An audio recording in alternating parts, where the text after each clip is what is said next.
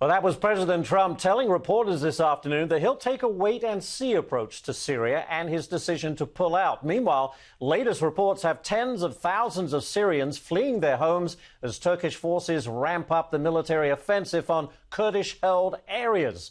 Fox's Trey Yingst is in Jerusalem now with the very latest details. Trey. Ashley, with the Turkish military operation underway in northern Syria, we are getting reports of civilian casualties on both sides of the border. This morning, Turkish airstrikes pounded Kurdish villages as the Syrian Democratic Forces responded by firing rockets into Turkey. Turkish artillery units and tanks were also used today as the ground portion of the operation started last night. As clashes continue, more condemnation of the military invasion is coming in from around the world, including in Israel, where Israeli Prime Minister Benjamin Netanyahu released a statement voicing his support for the Kurds. And with these statements, new images are coming out today from Syria showing civilians injured and killed in Turkish strikes. In one video, you can hear the grieving families of these victims, each one trying to comprehend what has happened as the assault in northern Syria continues. While Turkish President Tayyip Erdogan says the operation this week is meant to stabilize Syria, military experts say attacking the Kurds will do just the opposite. Since the beginning of the operation, 109 terrorists have been killed so far. Just like all the other operations carried out by Turkey, the aim of the Peace Spring is to contribute to Syria's territorial and political integrity. To be clear, Turkish President Tayyip Erdogan is not referring to ISIS here when he talks about terrorists. He's referring to the Kurds, the same Kurds that just 3 days ago were allied with the United States before being abandoned by President Trump. Ashley? All right, Trey, thank you very much. Let's bring in now, if we can, former Delta Force member Brett Velicovich. Brett, I know we've talked before. You were in the military. You know the Kurds very well. You call them brothers in arms. What's your reaction to what the president's done, pulling the U.S. out of this northern Syrian region? Well, hi, Ashley. Well, first, let me say that what's happening to the Kurds is a real tragedy. The red carpet that we basically laid out for the Turks to walk right into Syria and set the conditions for Kurdish genocide and displacement is, frankly, an embarrassment to decades of our foreign policy efforts by which we've built a level of credibility and mutual trust with our allies. And I believe that this will go down in history as the president's one of his biggest mistakes during his tenure, and the Democrats are surely going to use this against him in the next election. I think most Americans right now are finally starting to learn how important the Kurds are to our forces downrange, and especially how we use them to help break the ISIS caliphate, but they may not understand the history there. We've been working with the Kurds for decades, and I personally worked with the Kurdish counterterrorism units well before we started this war against the ISIS caliphate. Many senior-level terrorist leaders that my team hunted, not just within the Islamic State of Iraq, but also other terrorist groups that are hell-bent on hurting Americans,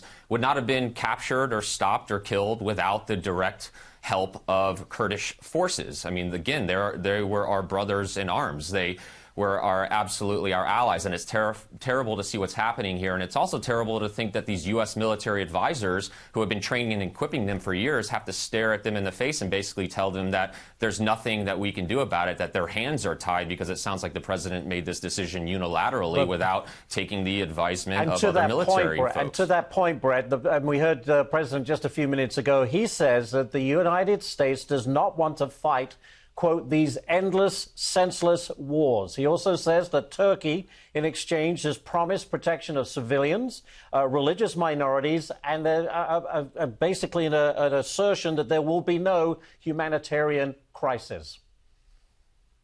Well, we're already seeing that that's not the case here. They've already, apparently, in 24 hours, killed over 100 Kurdish fighters. There's no talk of them stopping any of the ISIS fighters, and that's the problem here. The other issue is we are losing our allies in the region, quite frankly. This is an area where alliances shift like the wind. We need the Kurds. They were that one group that we could count on to be there to help us in our efforts. And if I'm Iran right now, I'm sitting here thinking what a great opportunity it is to bring the Kurds over on their sides, because the Iranians and the Russians have been pushing this narrative that the U.S. government lacks the credibility, that we are an untrustworthy and unreliable partner to work with. And that's, I think, the biggest problem here. And I'm telling you, from what I've seen just in the last year with some of these ISIS prisoners getting released and other attacks still occurring within the region, I can promise you that we are going to one day have to come back out there and bring a U.S. military force to lead the fight against ISIS. And now I'm sitting here wondering if the Kurds are going to be there the next time. Will reform, if you like, and again pose as big a threat as it did before?